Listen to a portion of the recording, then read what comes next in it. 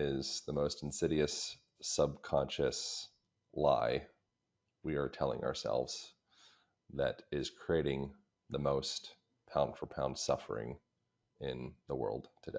Great question. I would, as I tend to subtly rephrase the words, but because it's not even the most insidious lie that we believe, but rather it's the most insidious because we're not aware of it.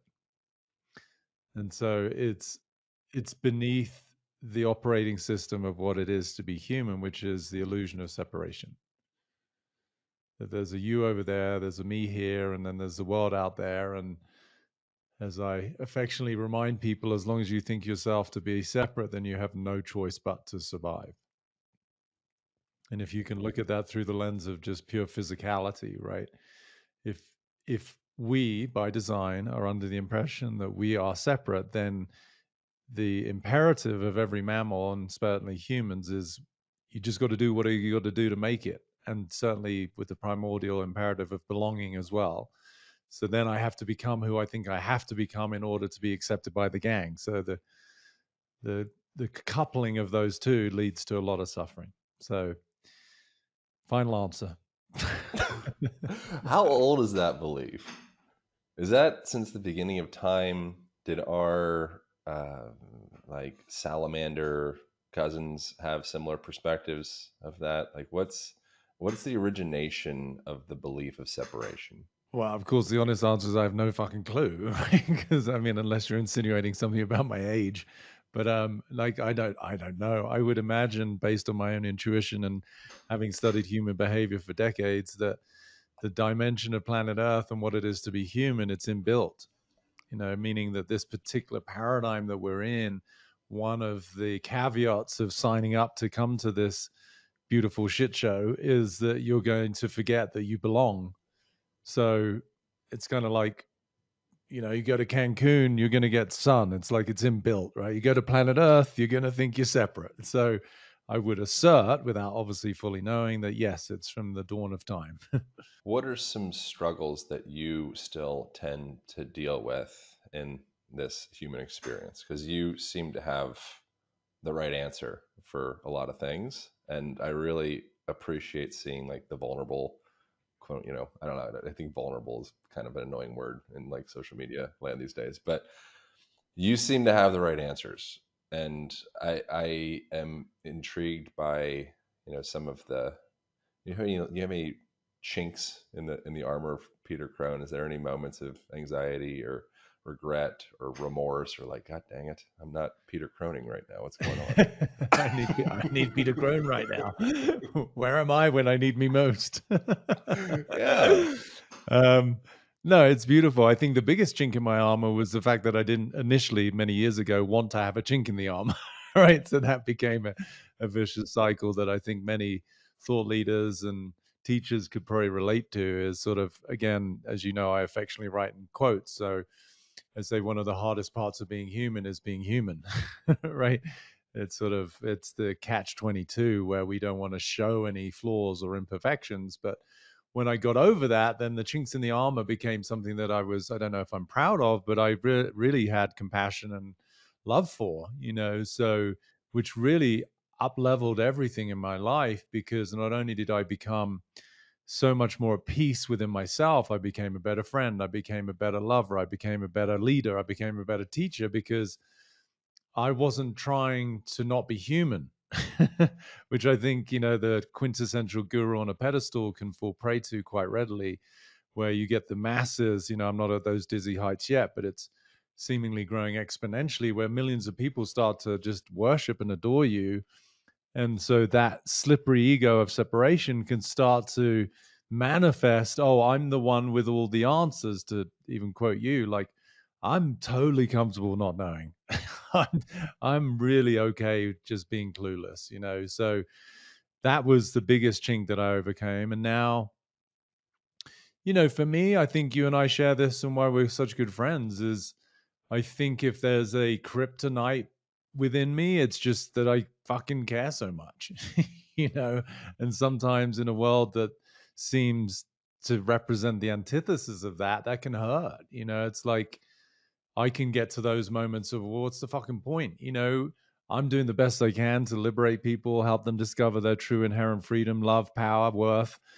But there's a world out there that's consciously trying to poison people and kill people, and it's like that can sometimes feel a little overwhelming and disheartening. And so that's where I have to do the deep digging and go, okay, well, like the serenity prayer of understanding, there's what I can control and there's what I can't control. And I'm butchering what is a beautiful quote, but, and having the wisdom to discern between the two is what I've had to learn. So it definitely gets to me when I see what I would categorize as injustice in the world, where not that long ago, people were good humans, were being forced to do things physiologically, biologically that they didn't want to because of the fear of their own like security of a job or the ability to go and see a dying parent in a hospital. And I have issue with that, you know.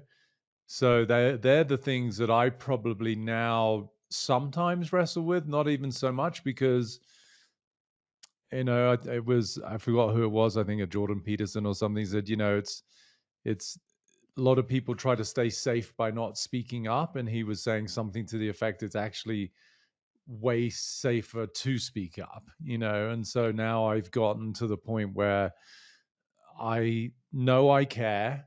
I'm not doing anything intentionally to harm. I'm not doing anything intentionally to make wrong or to judge people, but I'm going to speak up where I feel there's injustice. So that's actually helped me get over some of that and realize that I have a voice, that we could argue the only thing we really do have is a voice, and that the power of the tongue to cast spells and abracadabra as I speak, so I create. Am I going to be a victim of a circumstance, or am I going to use the power of my voice to perhaps transform it? So that's been my evolution, is to not be even on the biggest level at the effect of political corporate choices that don't align with my commitment to optimizing and helping humans, but really seeing, no, I'm in the arena too, and I have a voice, and those who are ready to hear will. And so basically I guess I've overcome my chinks. You really think so? No, I'm kidding. I just think those are the things that still sometimes can plague me, is being a caring, very devoted, loving human in what sometimes occurs as a uncaring and disharmonious and dysfunctional paradigm. Something I've experienced with myself is a feeling that I need to, and this feels cliche, but like earn um, appreciation or adoration or love or connection, or like earn my keep, which I think in some ways is a healthy quality. It's like you should earn your keep. Like don't be a lazy piece of crap. But the underneath that as well is like, do I ever get to relax and actually receive care, and do I ever actually open myself up to being loved? Because as long as I'm in the place where I'm in this zero sum game, and I'm going to pay you, I'll rub your shoulder if you rub my shoulder. I'll pick you up from the airport if you pick me up from the airport.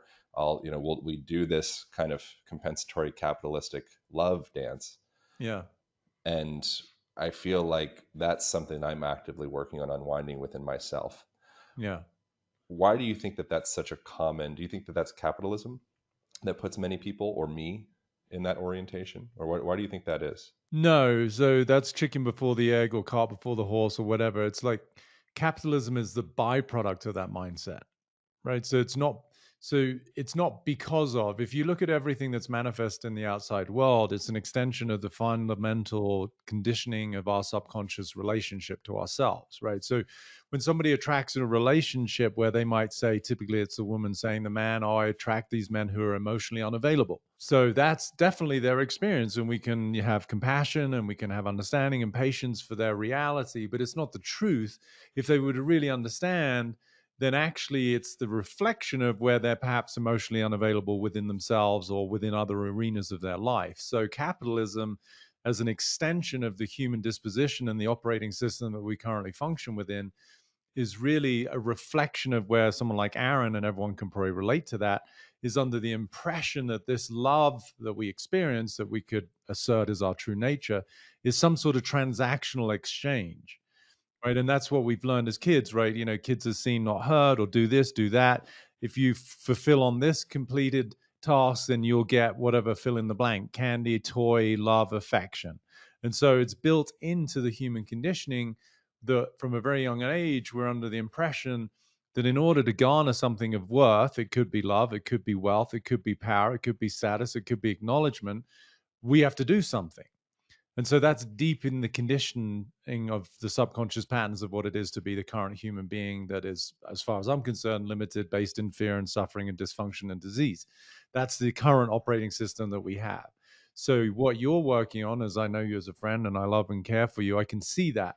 But the attempt, the agenda, it's albeit subtle, it's a form of manipulation, either of yourself or environment, to try and garner what you want, right? Which is the ugly word. But if you look at it, and I know you're willing to look at it straight in the face, there's something you're saying about you that you don't garner that effortlessly, automatically, and naturally. Right. So then you could trace back to your childhood and look, okay, where was I taught this mechanism? As I say, there's a language we use and there's the language that uses us. So for sake of this podcast, we're using language, we're using English.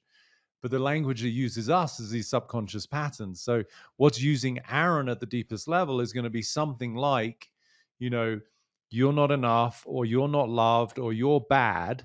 And so, okay, that's me. I'm over here with these sort of limiting narratives. And in order to get what we all inherently want, which is the belonging and the dissipation of the illusion of separation, with who I am is some sort of negation, I'm not this, I'm not that, then I will do what I have to overcome that. That's the exhausting part. It's also a lie, because ultimately there's no one out there sufficiently equipped with love, acknowledgement, value to compensate for your own inadequacy, right? That's what an addiction is, right? So I was on a hike with a guy and he overheard me help someone overcome something. He's like, holy shit, that was so powerful so quickly. He's like, have you ever helped people with addiction? I said, yeah, all the time. He said, well, how do you help them? I said, by helping them realize where the addiction is. He's like, what do you mean? I said, I don't do it with substance or sex or weed or nicotine or whatever it is. The true addiction is the idea of yourself.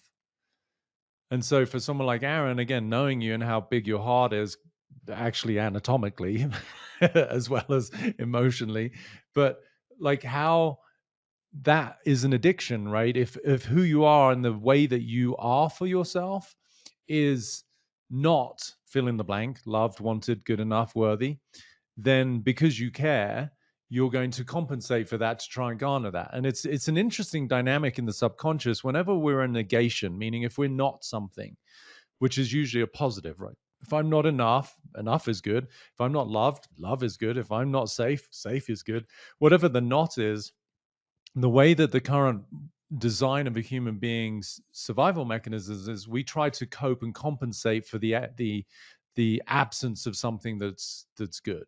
So it makes sense that you are working on that, but I'd sort of be careful, because the working on it is almost reinforcing it, right? Like versus just seeing that it's a lie.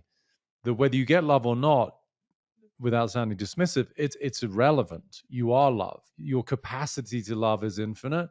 And so it's the inside job of that. It's not for me to garner it from the outside world, because as I said, there's no human who has the capacity to fulfill on the void of our own narrative, because it's impossible. If I'm not loved, look at people who are entertainers, celebrities, athletes, who are literally adored by millions of people, who still have their woes and end up in rehab or have their addiction or whatever. Because so that to me is living proof that you could have millions of people who literally love you, but you still hate yourself.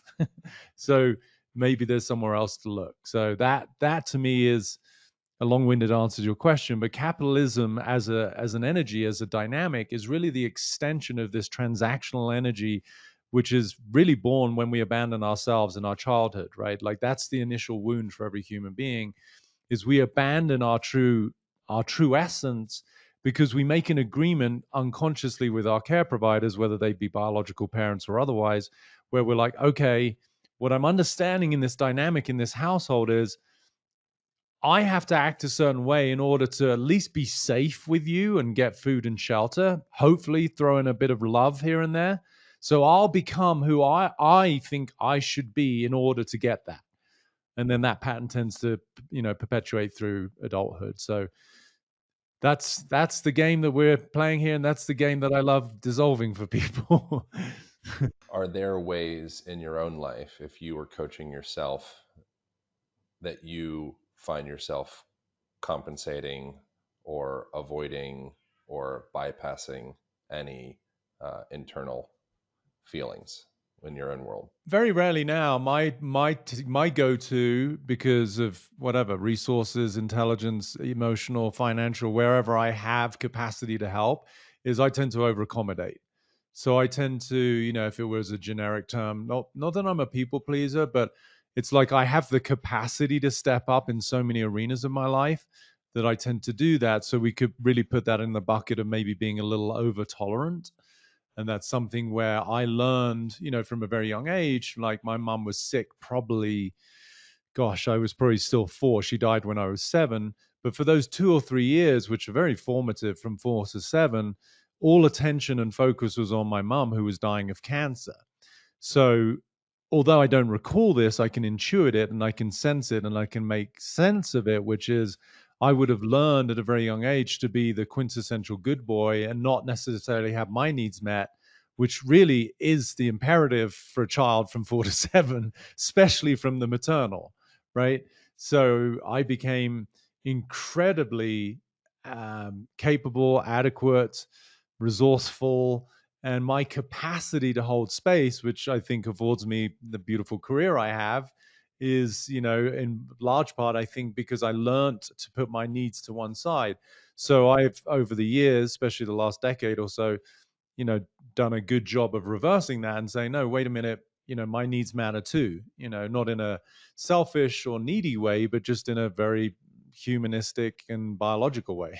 What is the byproduct of one putting their needs aside and kind of enmeshing, for lack of better words, with a parent to take care of them? Gosh, I mean, they can manifest throughout life, in a myriad of different ways. But if you just feel into it, right? Like it's a denial of self. So it's a form of, if you look at the basic needs, right? Obviously the biological and shelter and food and sleep, but really we're talking about emotional needs at this level, right? Suffering to me is much more an emotional game, right? How do we overcome that, to go to your original question, which was great, versus physiological needs, right? I like to separate the two. We're always going to experience pain just by virtue of being these sentient organisms. But emotions, to me, and emotional suffering is something that can be mitigated, if not completely reconciled. So when we are emotionally not tending to our needs, it can look like, a myriad of things where people can develop stutters because they don't know how to express, or they're suppressed even in their ability to ask for things.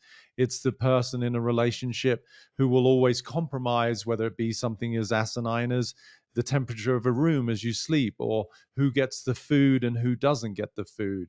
It's the ability to basically inhibit one's desires in order to try and get the ultimate desire, which is belonging and love and acceptance. So that's how it will manifest. Then, of course, that can really show up in a myriad of diseases, like from Hashimoto's to thyroid issues, hypertension, because there's this contained, unexpressed desire or want or need. So physiologically, that's where, I use the term dis-ease, right? The absence of ease, which is this emotional abandonment, will eventually, over time, depending on the constitution, if you're built like an ox, kind of like you'll probably get away with emotional suppression for a lot longer than someone who's slightly more genetically compromised, right? It will manifest in different ways. It could, people who, I mean, I was just did my retreat for my mastermind, and this woman kindly came up and she said, your life, my work changed her life. She's one of the all stars of the mastermind because her story was so moving. She completely neglected her needs to the point she attracted an abusive husband. She became a teacher, and she shared with me personally, and she shared this now publicly so I can share it, but she had developed bladder cancer. And she came up to me and said, it's all gone now. And she said she went to doctors and they wanted to prescribe all of the traditional chemo and radiation and whatever. And she said, no, I'm not going to do that. I know where this comes from. And she, with the work she did with me in the mastermind, she realized that her needs didn't matter. One part of the story she hadn't shared is that when she was a kid, her mum would lock her and her brother, I think she had two brothers, but anyway, at least a sibling in a bedroom, and that was it. They're not allowed to go anywhere. And as a kid, she needed to go to the bathroom. Like, she's desperate, right? And so she learned, particularly in that area of her anatomy, to suppress and to restrain in her bladder. And then she said, and it's crazy that I would become a teacher, because with all these young kids that I was charged with being responsible for, I would always forget or negate my need to go to the bathroom. So that right there is an expression of the resistance and inhibition, where emotionally she didn't recognize that's just a biological need. That's a natural urge, right? But she was able to, through this emotional compensation, deny that eventually ended up in a dysfunctional cancer. Once she reversed that and said, no, like, it's really important that I take care of myself, then the cancer, left the building. So it can manifest, I would say it manifests in everything that humans deal with. Is it okay that I'm asking you questions about yourself, by the way? I Oh don't yeah, want to be no, like I'm totally, intrusive. my friend. Yeah. Yeah, Yeah, no, absolutely. cool. We go way back. This is what, podcast 3 or 4 now. So, it's about Something time like we get that. into Pedro's world.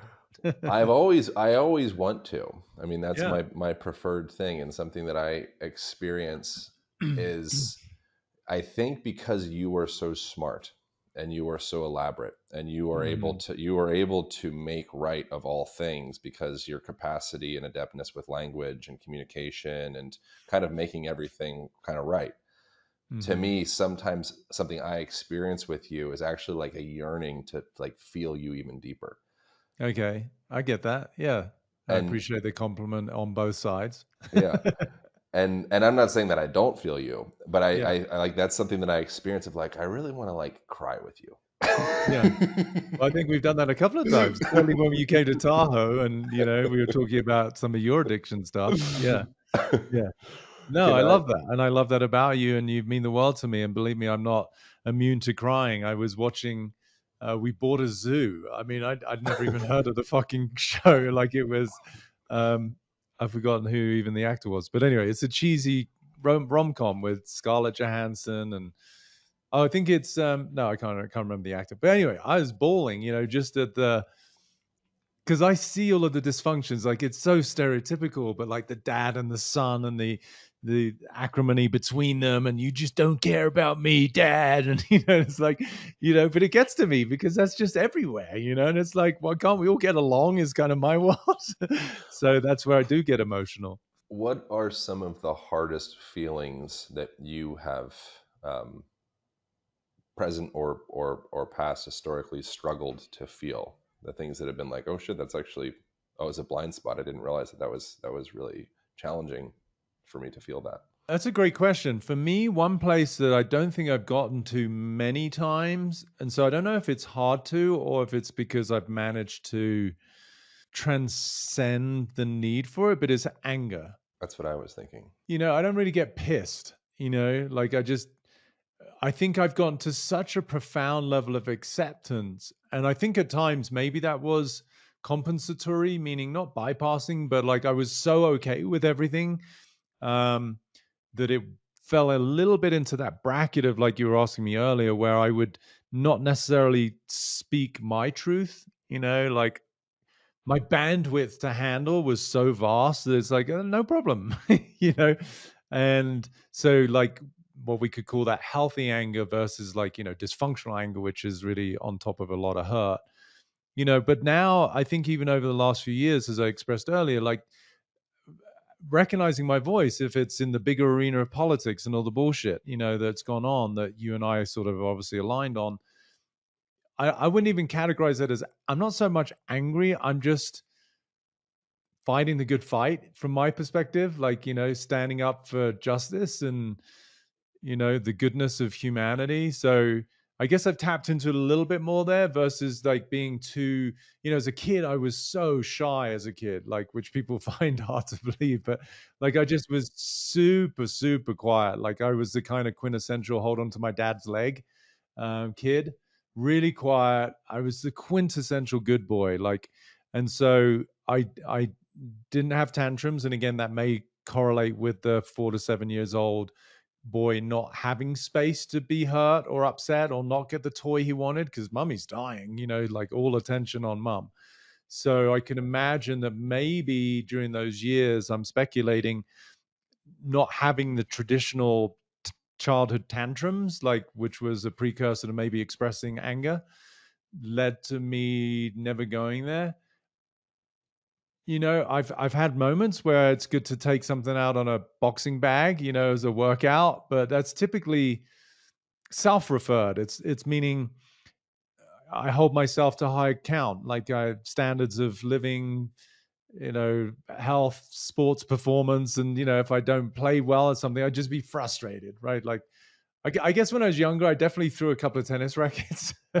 um, so that I've had that capacity, but in emotional charged scenarios, I tend to be the peacekeeper. Like it's okay. Like I'll make space for anyone else's anger, but I still now recognize the importance of having boundaries. But I just don't feel the necessity to be angry about it. So I all of that feels very resonant. I had very similar, not to project my experience onto yours, but very similar. My like uncle would call me mumbles because I just wouldn't really talk very much, and my dad was very kind of quiet, and my parents would like defend me and say like, oh, he's just an observer. He's taking it all in, but I would just kind of sit and observe things, and I was a little frozen in a way. And it for me, my experience was I feel as though I did not have the space to have an expression of my emotional experience growing up because I needed to be the peacekeeper and I needed to keep the relationship of my mom in relation to my dad in relation to my brother together because if I don't do that, we're going to fall apart. which speaks volumes about what you asked earlier in terms of working on receiving, right? Because what I hear in that statement is that one of the fundamental prisons, and I talk about these, and I'm writing about the 10 primal prisons that I at least have downloaded and assert as part of the operating system, what it is to be human. The one that I hear is, which is very prominent, especially for women, is not safe. That the environment doesn't feel safe. So when it comes to emotions, especially in relationships, we often look at the masculine as the sort of that the cauldron of safety that holds the space for the feminine, which I think is beautiful. And I advocate that to all my male friends. And, especially when their relationships aren't working, they can typically see that they've checked out a little bit or they're not fully committed. And that's why the feminine is playing up a little bit more, not feeling safe. But I also want the women out there to recognize their role because the masculine wants to feel safe too, but it's slightly different, right? And so in any relationship really, but particularly it manifests mostly in romantic relationships, the absence of safety to me is the greatest dysfunction, right? On either side, but typically when it's absent in one, it becomes absent in the other. So for the masculine to hold the safety of commitment of, okay, stereotypical, I got your back, I will provide, I will hunt, I'll make sure you have shelter, all of those deep in our DNA primal like roles that the feminine can acquiesce to. But what is less spoken about, which really I think you and I can feel into, and certainly what you shared, is in the presence of a powerful woman and a powerful feminine, the safety is more emotional, it's more self expressive, right? So that the man can feel he has the liberty to express what he needs to without judgment, criticism, or being made wrong.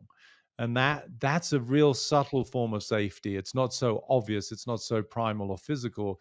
It's more like give me a container that is sufficiently safe for me to express myself, even if there's equally no agenda. It's like often women are like, no, I don't, it's not about fixing the fucking garden gate. It's about you showing me that you care, right? Like it's not about the specifics with a woman. And I think with a man, it's the same sometimes, which is we also just want to express what's going on or our frustrations, but we want to know that we can do it into a container that is nurturing and accepting. So I could see that in your, given a little bit I know about your childhood, but yes, if you're trying to maintain the peace with mom, dad, and sibling, then your relationship to life is I'm not fundamentally safe. It's incumbent upon me to do things, which would also speak volumes about why it's harder for you to receive, because you always took that role, which is also why you're a leader, why you have a podcast, why people look up to you, why you kind of garner the kind of people that you attract in your life, because you become, in your own way, like a pioneer. But then, yes, where is the room for contribution, or where is the room for you to be able to express what's important to you, your needs or emotions? So that makes to me perfect sense. What has that done to you, or what would that be do to a person, but particularly for you, to grow up and feel like there wasn't, and don't let me kind of project anything, feel free to correct, but there wasn't full space for you to be able to also be able to fall apart? Because if everyone else is falling apart around you, there's no space for you to fall apart. What does that do to you in your life, or what has that done to you in your life? I think the way it's shown up, typically these patterns that we all have manifest more in a more pronounced way in romantic relationships, when we get closer to the heart. So I think the way that that would manifest is, my survival strategy would be more inward, withdrawn, more quiet, kind of process on my own, wouldn't react, wouldn't be upset, but would be a little bit disconnected, you know, which in of itself can create more dysfunction or more fear, especially in the presence of the unresolved feminine, right? Because that can be seen as a potential expression of abandonment could come to the surface, right? Okay, holy shit. The masculine, which is my container, is withdrawing, which is, albeit dysfunctional, my means of security, fill in the blank, emotional, financial, physical. And so then that can heighten the fear on the other side in the relationship, which can then actually exacerbate the feeling of wrong making or judgment, which then only perpetuates and furthers the masculine withdrawal, right? That's the vicious cycle. So that's something that I used to do that I'm now way more cognizant of. And so I still stand my ground. I may not, out of conscious choice, want to engage in discourse that I find to be hurtful or dysfunctional, but I'm not going to, quote unquote, sulk as I did as a kid or even as a young adult. I'm just going to be like, okay, I get it, but you're not listening to what I'm saying. I really can hold space for your frustration. But if we're going to have a powerful adult conversation, then there needs to be room for me to also express what my reality is, right? So that's now tends to be my tone, which is a big step, the last 5, 10 years. I think this is very helpful for lots of people listening, so I appreciate you allowing me to ask you Of questions course. Well, about I hope so. That's the intention. yeah, yeah. um, what do you need in those instances if you notice what could be considered like kind of a reactive defensive strategy, not reactive bad, but like a Yeah. defensive strategy, like, okay, like I'm going to withdraw, maybe disassociate as appropriate language, maybe not for you, but I think that can be kind of a thing. It's like, I just got to go, I got to get out of here. Yeah. What is it that you are protecting in that moment, and what is it that you could hear from your partner that would actually draw you out and bring you into your heart in that those moments? Or is it just you need space and that's just the way it is? Beautiful question, my friend. I mean, without getting too gushy, as long as I've known you, like, to witness your evolution is really beautiful. I just want to reflect that. Yeah, it's really nice to see how deep your inquiries have taken you. So I think there's a few kind of multiple choice answers to this. I think sometimes space is appropriate, but typically not the first place to go, because that's usually encouraging the separation, which is the biggest threat for the feminine. Which, if you look at the archetypes, the feminine is more committed to connection, whilst the masculine at times requires space, right? Like the man cave or whatever. So typically, when the masculine withdraws, it's going to trigger a little bit more of the absence of connection for the feminine, which could just, sort of bring more kerosene to the fire. For me personally, to answer your question, I think there's a couple of things that come to mind. There's two words really: listening and responsibility, right? So in those more charged moments that a lot of humans have, and I've definitely experienced, what I feel is absent is responsibility. Like, it's very causative, right? It's meaning the way it can come across in arguments, in male or female, either way, is you're the reason I'm upset. And so this becomes a very accusatory, blaming, inflammatory form of communication, which I don't engage in. I've done sufficient work to recognize that I generate my own experience. The other person for sure can contribute to and perhaps be the catalyst or the inspiration for an experience that is my own. But I want to still maintain responsibility for that, whilst the courtesy, because I think that is important in a relationship, to let somebody know what behaviors, words, expressions aren't so fun to be around. It's like we teach each other what we like and don't like in all arenas. So that's one of the things, is responsibility, that I'm not at fault, right? The fault making is something I don't enjoy. Like I have less and less time for that. I can be accountable for contributing. Maybe we all have our off days. Maybe I'm not so fun and buoyant as I normally am. I'm normally pretty fucking awesome to be around, but I might have had a low sleep night, or might be something going on in business that is a little overwhelming, and I might be just in my own world for a minute, and I don't want to be judged or criticized for that. So I think responsibility of one's own state, combined with listening, which really speaks to the safe space, to know that I can express what I need to express, and it doesn't need to be like some course of action. It's not like, oh, okay, well, if that's how you feel, this is the plan. How about I'm just saying something? Like I'm literally just making noise, right? And men are usually typically bad at this, as the roles are reversed. Like I hold space. I get that people are just saying something. They're just making noise. And if I can find the treasure behind the words, that's why I feel I'm good at what I do.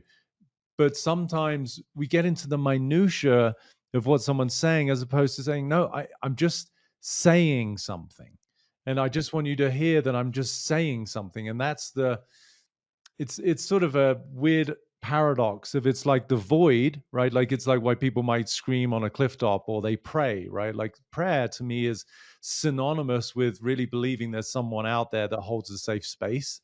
That's really all it is, as far as I'm concerned. I mean, there's obviously much more to it energetically, but for the person to feel that they can express themselves unencumbered, completely unfiltered, really speaks to the way that it occurs to them, whatever their deity is, that I can say whatever I want. And it's that freedom that is itself the healing component. It's not that, suddenly you get like whatever it is you wanted on the front doorstep the next morning. It's just that, no, I felt better because I got to say what I wanted to say. So it's kind of both the void, meaning you can say whatever you want. It's out there. Like, it could be like the Grand Canyon. You're just screaming your frustrations across. But I think in a dynamic relationship, it's actually a little bit more beautiful. It's the void, but with love. Right. So it's not only that this is a safe space to speak into where anything goes, but I got it. Right. So it's not just like, imagine a projector in a cinema. If you took away the wall on which the screen sat, that light would be emitted into infinity and you never see anything. So this is a little bit, I've never articulated this way why I love these conversations, because even I generate new insights. But it's like you get the void of, you're free to fully self-express yourself, but it's more palpable, it's more powerful, which is I'm also going to be the space of love, aka no judgment, that I'm going to get your reality. And I think that is perhaps one of the most beautiful expressions of love, is to truly get somebody else's reality and to be able to be with it. It doesn't mean you condone it, agree with it, or fully understand it, but you can really just be with that person and what they're going through. So that's, I would say, the two things that I find, sort of a occupational hazard, I guess, at times, that I'm helping people to become more responsible and more, capable as listeners. So oftentimes I'm like, hurry up, everyone! Like, let's all evolve so we can all hold space for each other, myself included. So they're the things that I would love. You said in that normally or typically I can be, or I'm pretty awesome to be around. Like I'm a good time. Yeah. What does that mean for you, a person that is awesome to be around? Somebody who's just free, who's love, who embodies the what I would consider the characteristics of the soul versus the shortcomings of the ego. So somebody who's living from what I would assert and what I write about are these innate qualities of freedom, of love, of pure possibility, of playfulness, to maintain that real sense of childlike nature and wonder and awe. And within that, there's forgiveness, right? There's patience. That you look at a kid. I was having this conversation with a couple this morning. I'm like, when your kids were growing up, they might even say they hate you. I can't imagine, not being a parent, how difficult that is to hold space for. And yet, if you're a doting, loving parent, you get that that's the kid's just saying something, and it's an expression of their own frustration.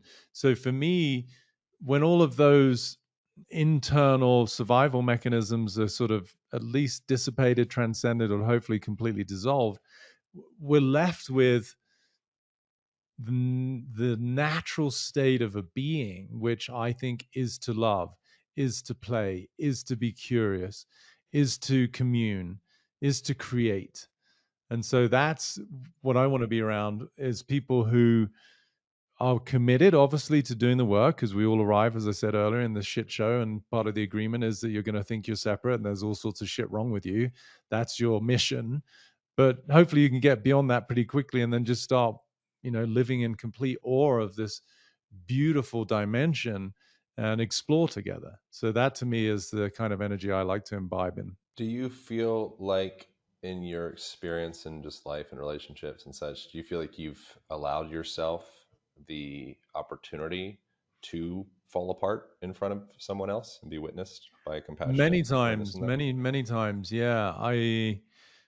Um, yeah, I mean, in all my relationships at some point, certainly romantically, but certainly early on, like there were, also doing the work, right? Whether it's workshops, courses, friends, coaches, whoever we go to for some sort of guidance. Like I have had no problem showing my vulnerabilities, to go back to that word, my weaknesses or my disappointments.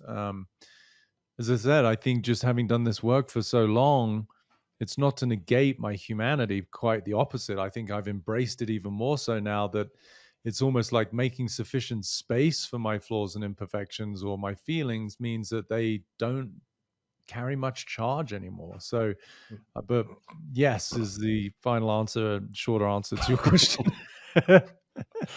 Something that I experience when I do therapy and stuff like that. And one of the things, if I go back to like being with, whatever be the best language for that, the just reflecting on, like, remembering the, I mean, I don't think I'm going to cry, but there's the availability for it. Yeah, My young boy of myself, I can feel myself becoming emotional. I have so much compassion for him. yeah, yeah, yeah. Absolutely, as I do for you. And I think we as friends and people that we spend time with and get to know see that side of each other, right? So I can Mm. see that little boy, despite I've always, I think categorized you as like a bodybuilder meets a ballerina, it's like, but underneath it, I see this adorable little kid who was just shit scared a lot and Oh, overwhelmed and didn't know what the fuck to do, and so I think we'd both make pretty solid fathers, and I could certainly see you being the most quintessential dad to a little boy like that, And I think that's where I struggled a lot is, and also got to express a lot of feelings is just like feeling for that young boy in me, like seeing. There's not many components of my life that I look back on with any kind of disdain or fear, but there's certain moments where I really feel for what I went through, and it's like just I can remember standing in my bedroom at 17, and my dad, we just found out, and through horrific means, right, through media, through the news, because it's a shipping disaster. It's not like, a dear friend called with compassion or kindness and stayed on the phone for a while. It's like, oh no, there's a boating disaster and your dad's died. It's like, it's not only death, it's harsh. um, and just standing in my bedroom that I'd grown up in since about the age of 4. We lived in a house for a couple of years before, but and I'm like, all I experienced, to go full circle to how we started this conversation, was complete separation. Like I'm alone. I'm alone. Like, and that, I mean, that can get me emotional. It's like, I think why even during my school years, I was always the kid that would go up and embrace and befriend the new kid, who got transferred or started late, or who everyone else was making fun of, because they're the easy target. And I felt I felt for them. I'm like, that's just the worst place to be, is this isolated unit. And so, yeah, I can see that little kid and how good he was. And there was a moment where I was in a potential form of danger. A babysitter's boyfriend was threatening to beat up on me because I wouldn't eat the food, and it's only my dad. He's at work because he still had to earn a living. This little boy sat at a table. They turned me around, faced the wall, so I couldn't see them. And this kid took his belt off his jeans and snapped it, like folded it. And I would have been, whew, like 10 years old or something like that, like a fucking kid, like a baby. But I was fast. So I, for whatever reasons, I don't know what possessed me, but I'm so proud of myself. I just fucking, in English we say, legged it out of there. Like I, I ran for the front door. They came barreling after me, like, but I was so quick, and I almost got stuck at the garden gate. I managed to get through it, and then I had wheels, so I'd won the 100-yard dash as a kid ever since I was like 5, and so I sprinted down the road to a friend who eventually became a stepmom. My dad didn't get married, but she moved in. And I think a lot of that was due to probably his immense guilt. I can't imagine what he as a father felt, knowing that he, through no fault of his own, doing everything he could to maintain a livelihood so we had a house and food, but was not present when his son was in danger. So I think, without knowing, because he passed, I didn't get to have the adult conversation with him. I think much of the reason that he invited this woman to come into our home was probably because he cared about me so much and wanted me to be safe. I feel like there can be some quote unquote toxicity in being accountable and being responsible and being sovereign and being all of that. And there can be a bypassing and a neglecting of every single person on the planet at one point was so small, and they like truly are a I don't know if victim is the appropriate language, but it's probably fine. You're kind of the victim to your circumstances as a young boy or young girl. Like you're not a sovereign, agentic, responsible, strong, empowered. That's like I feel like that's like the hat we put on. We buck up and like this is I'm responsible. It's like at some point you weren't. Yeah, yeah. You were We young were, and you were small, and you're at the whim of your environment, and it can be terrifying. and I think, without sounding too catastrophic, I think more often than not, it is terrifying, right? Like we have these idyllic images of childhood and TV commercials, and even people will, sort of uh, characterize their own childhood as this picture perfect scenario. But really, beneath the surface, I think it's really important to acknowledge that most kids, sadly, are, it's a strong word, but are abused. It's, I I have a very blatant quote about it. I say, if it's not love, then it is abuse. And so it's a bit harsh because it's sort of almost a catch-all, right? Like which parent, even doing the best they can always be loving. So there is going to be a form of abuse. The abuse might not be physical, sexual, emotional. It could just be ignoring a kid, like a kid's tugging at your pants, mummy, mummy, mummy, mummy, mummy, but there's some need, there's some want. And of course, in modern day society, you're putting lunches together, you're rushing to the office, you got this on your mind. Of course, you're not going to be able to attend to everything that the child wants.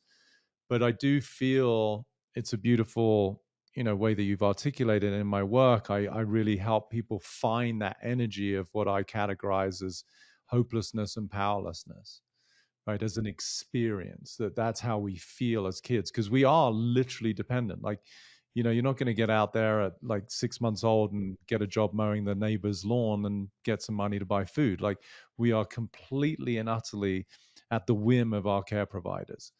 And I think so much of that lays dormant in our emotional way of interacting, that we've developed survival coping strategies of how we compensated for that. So I think it's really powerful that you bring that up. And I certainly, with my work and when I do my masterminds and stuff help people tap into that feeling of just powerlessness, and it's a horrible feeling, but it is nonetheless beautiful to at least see and take responsibility for and then hold space for. A thing when I communicate to the young version of me, which obviously I still very much am and hold, uh, and going back and being with young Aaron, and me being, to the degree that I can be the integrated adult that I aspire to be now.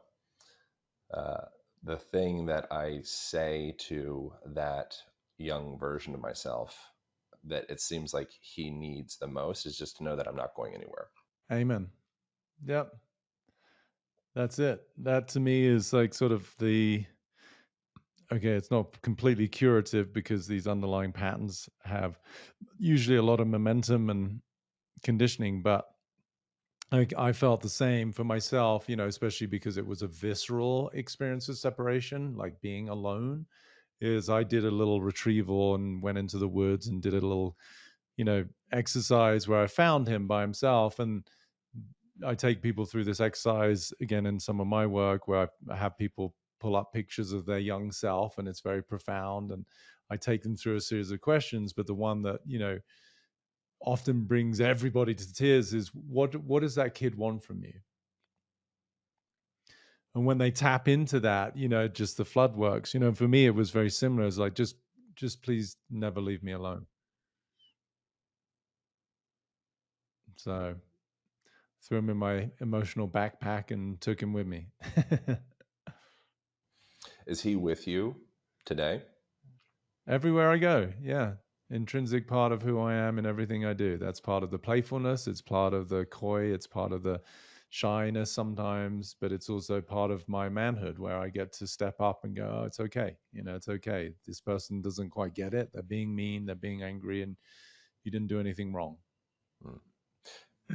How often do you feel seen in that part within yourself in life and relationship? Because you're in like the leader, teacher, answers role.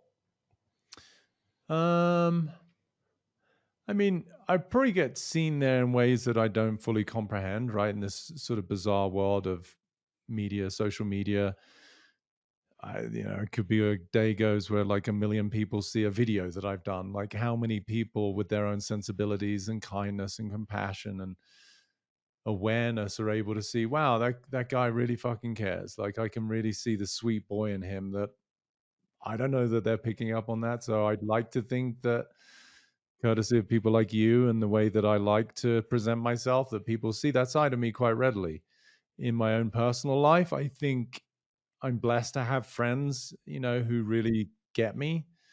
And I think I do obviously a great job of having created a safe space for that part of me that it doesn't necessarily show up too readily. So, but when it does, I feel there's so many people I can call on who will listen and be kind and patient. But yeah, I'd like to think there's a lot of people out there who can see the heart of that boy in anything that I even do today. The irony is that part that I am terrified of showing. Like I've been in and out, kind of like micro crying throughout, good chunk of this conversation. And I have a natural inclination to want to draw it back Yeah. and be like, it's a little confusing, I think. Hmm. And Yeah. and I think there's times where it's not appropriate and to be emotional or be vulnerable in that way, or it's Yeah. like, okay, we got to compartmentalize because the ship is sinking, and I can't just curl up and cry right now. We actually need to save the ship. Yeah. Yeah. But navigating that, I think the thing that we are the most terrified of being seen in is simultaneously the thing that brings people closest to us. That to me is intimacy, into me see, right? Like, again, I end up pulling all these quotes because they come through me all the time. I say, as soon as you're okay being vulnerable, you're no longer vulnerable. And it's sort of, again, one of these paradoxes of being human, right?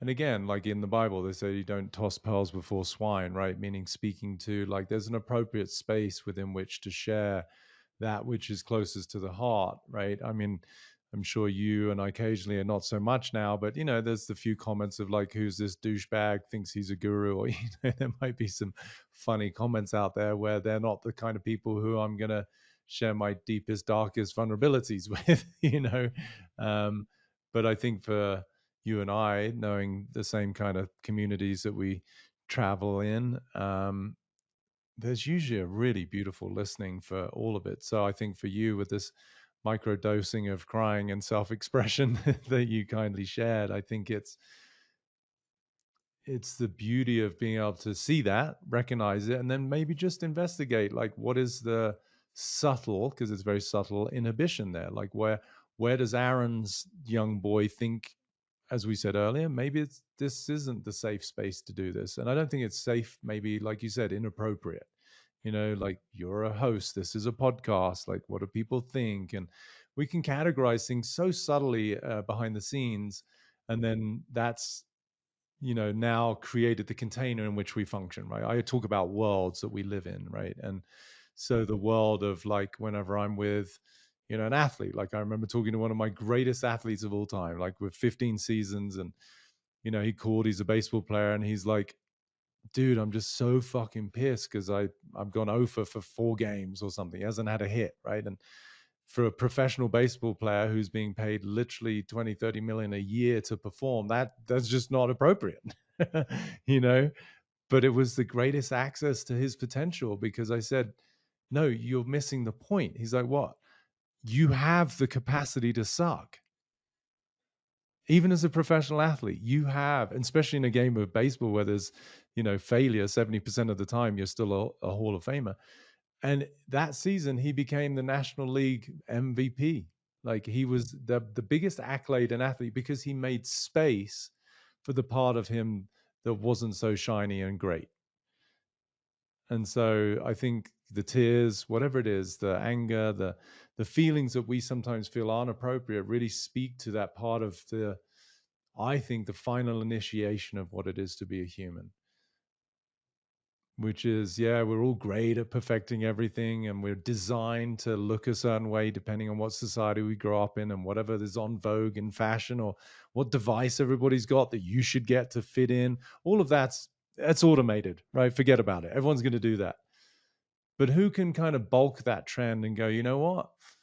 Like a kid at a dinner party, where everyone's in their black tie and fucking cocktail dresses and looks amazing, but a kid comes in there, spills something, cries, and then tells someone they're fat. Like, that's what people remember, because it's real, it's authentic. So my invitation for people is, yes, of course, find the right environment, to find the right people, but don't be shy to just fully self-express, whatever it is. Why is it so scary for me in this case? And I think probably most people. And I feel like I observed similar sensations arise in you as we're kind of time traveling back into those aspects of ourselves.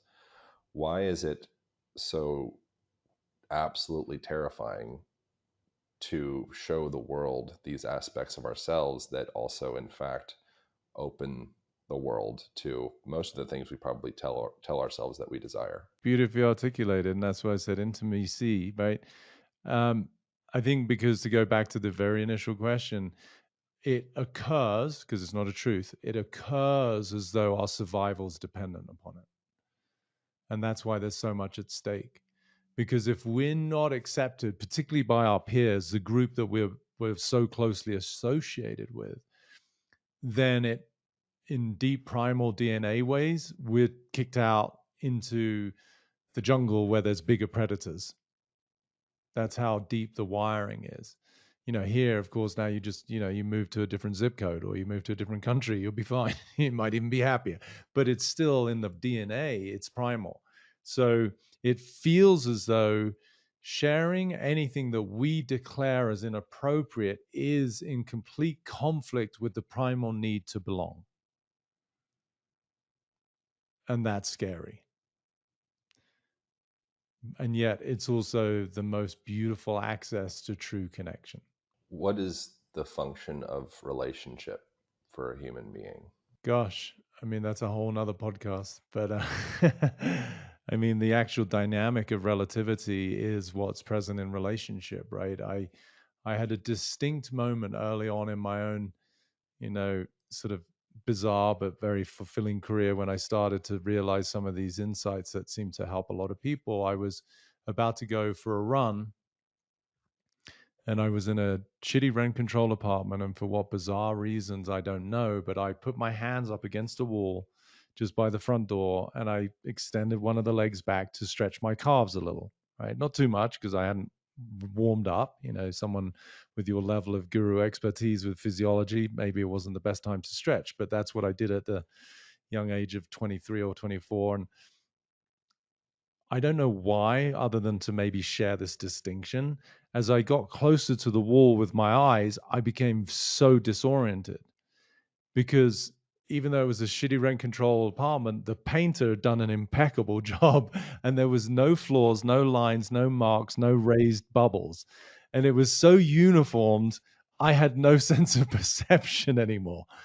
And it just realized, I know it's such a bizarre way perhaps for somebody to have a profound esoteric epiphany, but I was like, holy shit, unity doesn't have an experience, right? Oneness doesn't know itself. And I realized that the beauty of the human experience is relativity, and particularly relationships, because it's through the diversity and the comparison of other that we get to discover ourselves and ultimately our inherent nature, which is no different within each of us at the core, right? But it's only through the manifest and the physiological, the emotional, the psychological, the differences, that we get to have some semblance of who we are. It's again one of my favorite quotes that really speaks to this. Everyone walks around, kumbaya, and especially in LA where we used to live, it's like every corner and every era one conversation is like, yeah, we're all one, man, or something in that vein, right?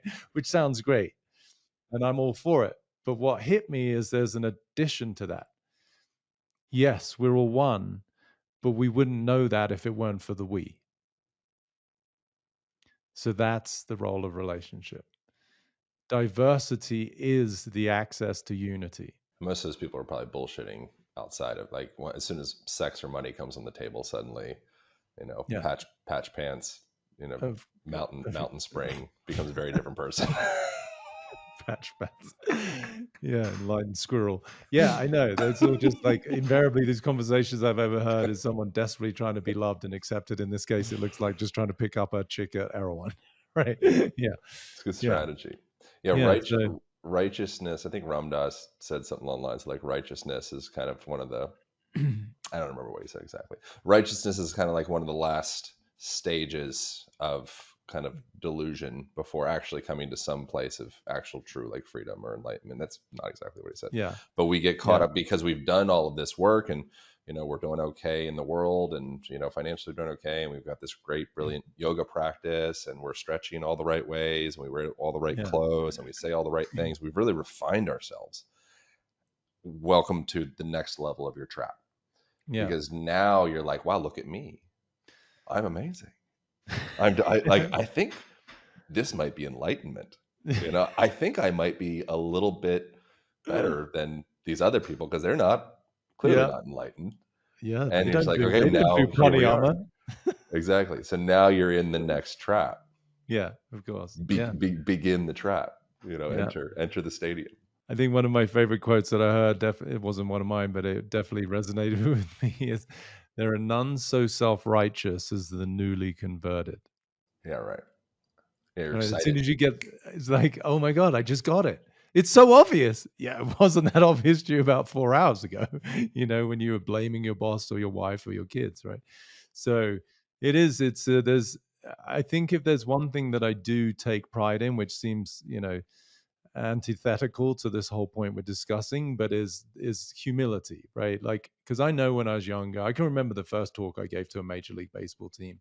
I was trying so hard to be cool because I'm in front of athletes that are commanding in excess of $200 million collectively, and I'm this kid off the boat from England who's never fucking held a baseball bat. And I just feel for myself. I'm like I kind of cringe, looking back at it was all well intended. I just wanted to do a good job, and I really wanted to help, but I was so self-oriented, right? And like, how can I sound good to these guys? And over the years, I think it's part of maturity. It's certainly part of a few, knocks on the chin. I was like, wow, despite seemingly the expeditious rising of my star, the thing that I really like is that I've managed to stay transparent and humble, and I'm definitely not better than anyone else. Yeah. And yeah, that We can, helps. That helps a lot okay. without having to sustain some sort of image, which you have lended to beautifully here by asking some very intimate questions, which I appreciate. Thanks for being open to it. I want to, we can wrap up here. There's a few, like, obviously I didn't do any of my note questions that I had. So we've got a couple little things on the side.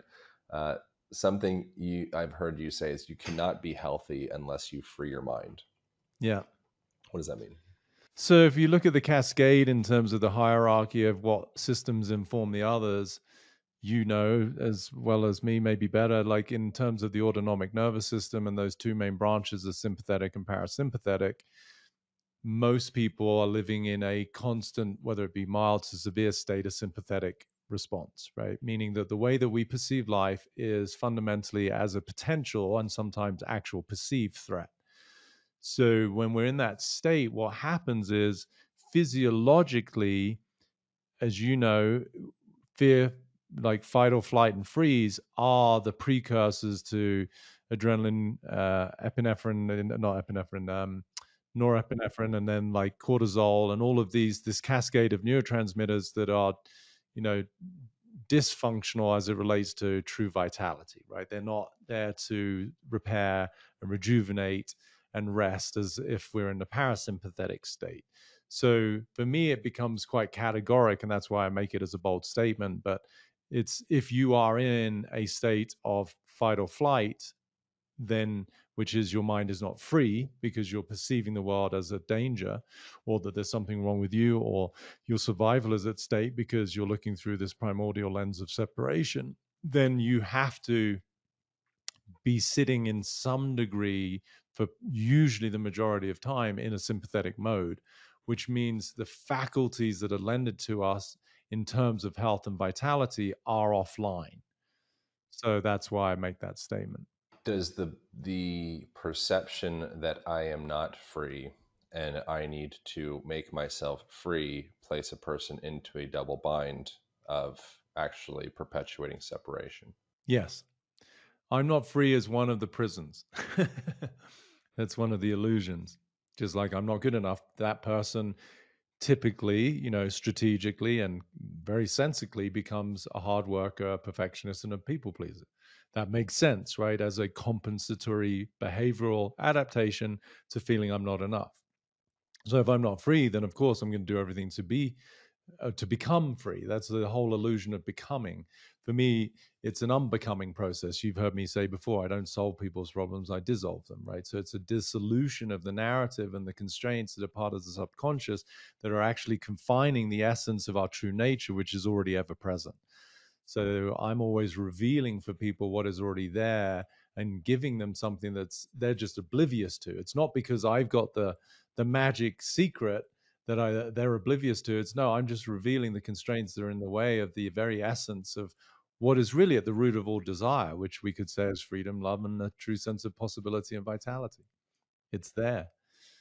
We're just removing the shit that's in the way. So I am free in this moment, Yes, whether I like to believe it or not. correct. Looking through a lens, which we've delineated one of, fundamentally at the core, which is completely logical given the way you're brought up and being in this dimension of planet Earth, feeling not quite safe.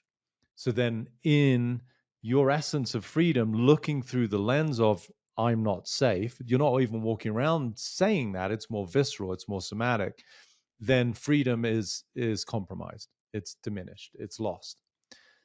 It's not that it's not there, but looking through the lens of I'm not safe, you're going to do, as you said at the beginning, everything I can do in the way that I present, the way that I speak, the way that people think of me to feel safe, which then would eventually lead to freedom that you already have.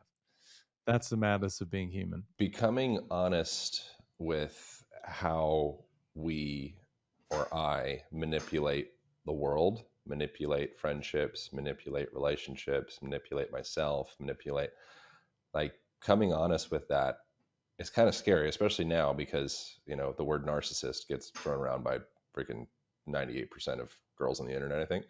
And so like the to actually share, like, yeah, like, any place logically, if I'm not truly in a complete, utter, total state of acceptance and love and compassion and ease, probably I will manipulate the world to get what I need to feel safe.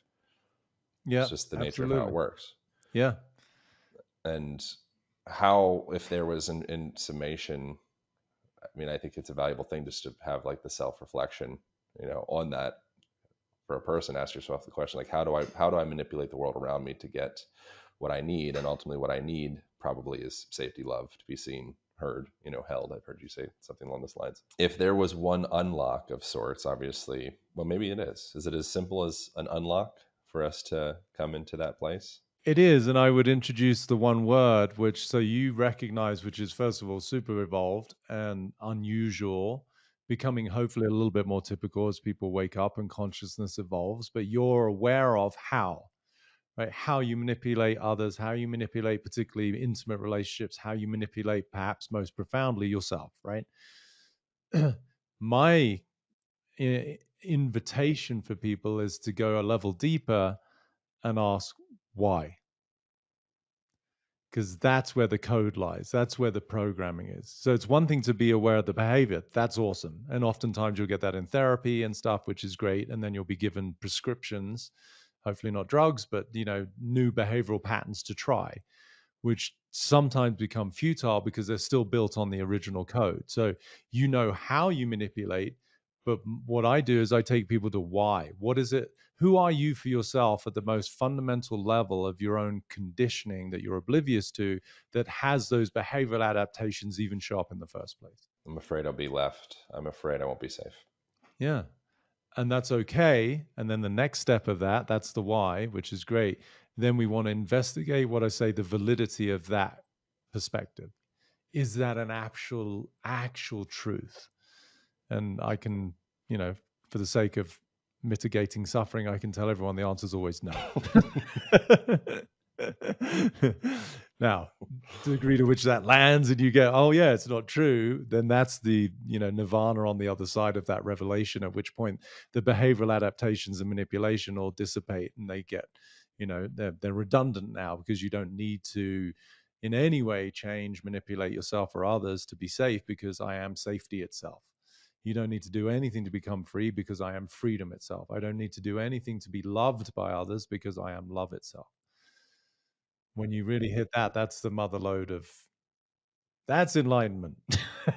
Does the old baggage of emotional charge stored in the body from the past need to be expressed, felt, processed in order to be able to actually truly come to that place of authenticity and freedom? Or can a person intellectually integrate that idea to create the change within themselves? Does that make sense? I think that's a little bit. Don't know 100%. I tracked every word. I think need is a strong word. I think it's intrinsically commensurate with the realization, meaning just as emotions got trapped in the body because of the code and the scarring of narratives that are limiting was unavoidable. So, equally, in the revelation of a newfound sense of freedom on the other side of the constraint, whatever's stored somatically and physically equally starts to be released. Now, can we facilitate that process through massage, breath work, detoxing, hydration, lots of whatever? Yes. So it's a necessity, but not as another task, because then that creates more constraint, right? It's just something that happens automatically, like the woman I was saying at the beginning who had bladder cancer. In the absence of the code that her needs don't matter, once that gone, and she realized obviously the antithesis, my needs do matter, then biologically her body started to release the energetic and emotional constraint around that particular area of her body, which was the precursor or the the symptomology of the cancer that got created, right? So they're inherently connected, they're unavoidable. So usually when I'm working with somebody, as soon as they have a revelation, the first thing I notice is breathing patterns change, shoulders drop, there's a release of tension. Sometimes people will say they just felt the absence of something that they were previously oblivious to being there, meaning it's become so normalized. This one woman said, "Holy shit, my stomach just dropped 3 inches. I didn't even know it was tight." Right. So it becomes normalized. So what I'm introducing people to is what's natural on the other side of what's become normal. So yes, it's the need, but not something that's incumbent upon the individual, but rather it's biological. It will happen. If it's not happening, then there's still more constraint to be revealed. Yeah, it's all bi-directional, whether you go top down or bottom up. It's those are just words differentiating something that doesn't need to be differentiated. And it's a pretty interesting unlock of perception to start to perceive the stories that I hold myself within actually constitute my physical structure, Yeah, it's which is it's pretty it's fucking mm, wild. it's fucking mind-boggling, isn't it? I mean, this is why I love abracadabra, right? Like, as I speak, so I create. We're all magicians. It's just that the most powerful spells we've cast on ourselves are the ones that we're oblivious to, and yet they will manifest physiologically. So when you really get to that level of true creation, albeit typically in the face of survival, it's awe-inspiring to realize, holy shit, like for that woman to know, categorically know, holy shit, the cancer that I have, quote unquote, not consciously or intentionally manifested in my bladder area is completely commensurate with the fact that I resisted having vitality in that area because I felt that my needs didn't matter. Like for her to make that connection and then to be able to do the dissolution of that, I mean, that's wizardry, right? So it's just where we have compassion and patience with each other is most of the things that are impacting our health, our finances, our relationships, we're oblivious to. And that's why, to me, it warrants compassion, especially to ourselves. That we don't know why we keep doing whatever it is that we're doing that we know sort of consciously is dysfunctional or disadvantageous or it's not serving us, but we don't know why. Like, how many people still smoke cigarettes? I mean, for decades, we've known from warnings on the packets to ads and friends that cigarette smoking is bad. But compassion is required because they don't know why they can't stop, right? And that's the insidious nature of like these subconscious constraints that have been there typically for decades. And for me, that's why it's important to bring a lot of love, a lot of patience, and a lot of compassion for ourselves and others because we're all doing the best we can within the limits of our own awareness. I think it's my favorite conversation we've done so far. Thank you for making it happen. Likewise, couldn't have done it without you. If people want to go deeper into your world, what's a good way to direct them toward your stuff? Well, if they really want to do the big, shift into a new paradigm, then the mastermind, petercrone.com, it's all there, all of my materials. If they want to just dabble a little bit, then petercrone.com freedom is my membership platform. It's like a conscious self realization version of Netflix with over 100 hours of content. Super affordable, $29 a month. The mastermind is a 3 month, more of an intensive kind of like a certification to become a new human being. Mm. And then otherwise, just plenty of content that I spit out in the interwebs of at Peter Crone, Instagram, and all the rest. So it's pretty easy to find me. Thank you, bro. I appreciate you. Thank you all for tuning in. That is it. That is all. I'll see you next week. Thank you guys so much for watching. If you enjoyed that episode, you might also enjoy this episode over here, as well as this one over here. Thank you for subscribing. Appreciate you. I'll see you in the next video.